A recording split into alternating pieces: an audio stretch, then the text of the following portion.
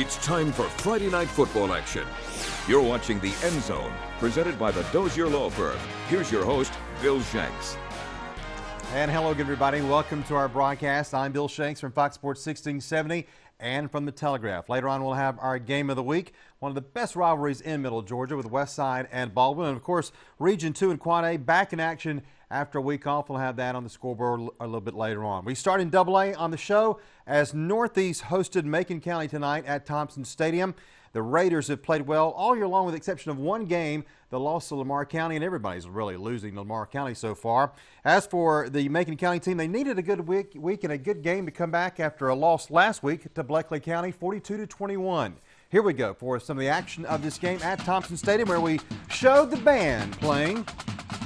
Here we go, Northeast with the ball first, and they're going to hand it off to DJ Johnson, but he is going to be stopped by Jarquez Bogan and Stephen Joyner for Macon County. Now Macon County with the ball from their own 44. Reverse does not work.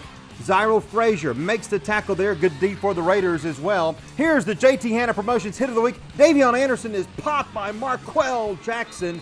There you go, right there. Rib rocker. Northeast with the ball near midfield, but Johnson is going to be stopped by Roquan Smith for Macon County. More good defense. Raiders still near midfield. Anderson hits Corey Denson. 16-yard gain, finally some offense, and a first down right there, but at the end of the first quarter, no score.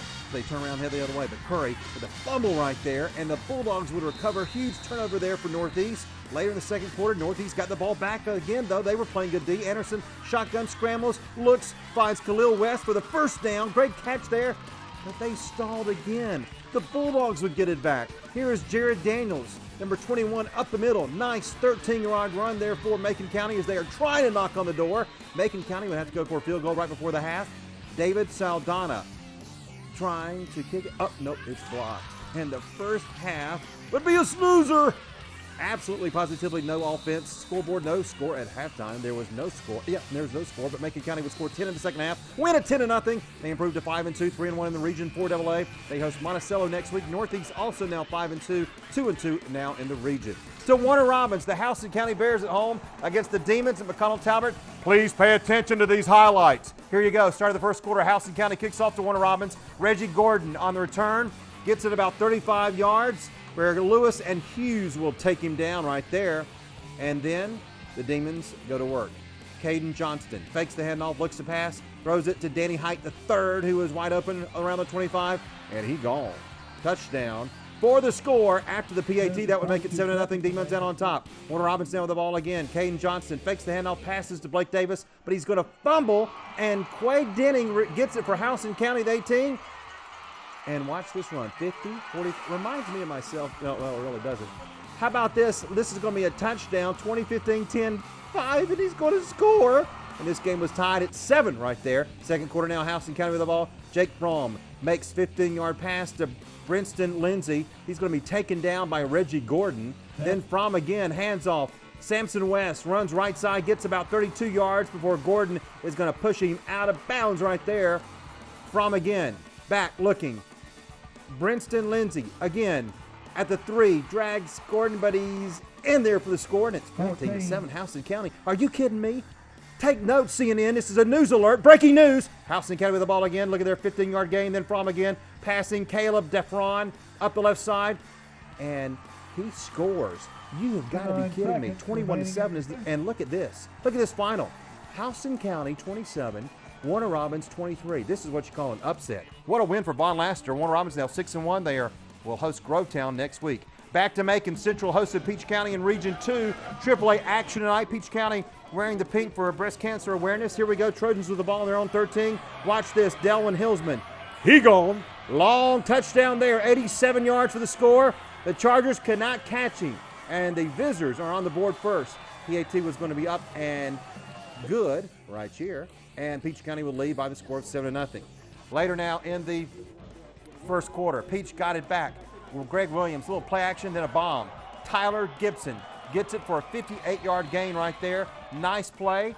And for now, the Trojans, Williams gets about 10 more yards there. Knocking on the door, then Williams to Octavius Gibson, who's going to score. After the PAT, it was 14-0 Peach County. Trojans kept stopping Central and would put up some yards on the ground. The handoff, Keyshawn Lowe. Watch this, about a 40-yard run for the Trojans, and they were back in business. Peach County didn't score on that drive, and then they'd get it back to the second quarter, and Williams would go to work the other way. Gets picked off on this throw, but this was all Peach County. They win it by the score of 25-0. They have now won 4 in a row. They host Pike County next week, and Central falls to 1-6, and they will host Carver of Columbus next week. We've got home games for FPD and Stratford, plus our game of the week as we continue right after this. Welcome back to the End Zone. The hit of the week is brought to you by JT Hanna Promotions. Back on the End Zone, and now we go to single A football for a Region 7 matchup between Hancock Central and FPD. The Vikings had won 2 straight region games after the opener, a loss to Lincoln County. Meanwhile, their offense is doing very well. They've been scoring 32 points per game in the 3 region contests. Zachary Harris's Bulldogs have lost 2 straight region games after beating Warren County to start the region schedule. Here we go. Now back to FPD for some of the action. Here come the Vikings on homecoming night. And on the other side, here come the Bulldogs. First quarter tied with no score. Will McCormick back to pass. First down finds a Showan Williams. Down the seam, that's a first down right there. Now 4th down and 3 on this play. They give it up to Ryan Lindsay. I know him. Right up the middle. Ryan takes it in there all the way to the end zone. The extra point was no good, and it was 6-0 FPD. Now second quarter still 6-zip. Hancock's Monkevius Llewellyn back to pass. Sacked by Caleb Samuel. That brought up a 4th down, and they had to punt it away. And the Vikings would be on the move again. 4th and 4, McCormick completes it to Ryan Lindsay. There he goes again. First down around the 25-yard line. Now 2 plays later, McCormick keeps it on the option, makes a man miss, and goes all the way down to the 1-yard line. What a run right there by McCormick. Next play, he's going to do what he needs to do to get it in the end zone. How about just keep it in there for the score? 6 points, the extra point they would get this time, and that would make it 13-0. Hancock trying to come back after 5 straight runs. They go to the air. Llewellyn rolls to his right, looks and watch this fingertip catch. Markel Jones. Oh, what a great play. 45-yard touchdown pass. That would make it 13-6. They would go for 2. Llewellyn up the middle, and he is going to be in. That would make it 13-8 at the half, but FPD would turn it on and win this game easily, 41-8. They are now 4-3. They have won 3 in a row. They are at Wilkinson County next week, and that was a big win for FPD. Now to Stratford, as the Eagles hosted the Heritage School from Noonan. When we got there, it was 36-0 Stratford. How about that? Heritage trying to come back 3rd down. Brad Mackey's pass is going to be intercepted by Stratford's William Hicks. Then Eagles would go to work. They give it to Connor Corbett up the middle, fights his way all the way down to the 1-yard line. Just does miss getting in there. Next play, Corbett again, this time over the right side, and he's in for the score. That would make it 43-0. Now, next drive, Heritage on the move, 4th down and long, and they throw it to Lawson Massey, and it's intercepted. Massey on the return. What a nice play there, and he's going to be taken down right there around the 22-yard line. 2 plays later, after a holding penalty, they're going to give it to Lucas Bowden on the end around, and he's loose. Cuts it back at the Heritage 45, and he's going to go 72 yards, and he's going to be somebody's going to finally catch him at the 11-yard line right there. 2nd down and 8 now for Stratford. They go back to Corbett on the end around. Corbett tries to get in the end zone, but he's going to drop the ball. No, don't drop it. Heritage Caleb Woodruff is going to pick it up. And watch the block in the back coming up. He's going to return it all the way, though, to the 10-yard line for Stratford, but it came back with a penalty, and the Hawks would turn it over on downs. That was pretty much it. The Stratford would tack on another touchdown late in the 4th quarter, and this was all Eagles over Heritage. 50-0 is the final score. The Eagles are now 5-2, and they've got a kind of a big game against Tatnall next week. We've got our game of the week. Westside, Baldwin, right after this. You're watching the End Zone on 41 NBC.